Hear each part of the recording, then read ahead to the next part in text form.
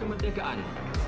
Dengan nama Allah yang Maha Murah, yang lagi Maha Kasiani, akan kekal menjadi sebuah negara demokrasi yang merdeka dan yang berdaulat serta berdasarkan kepada kebebasan dan keadilan dan mengekalkan keamanan di antara segala bangsa.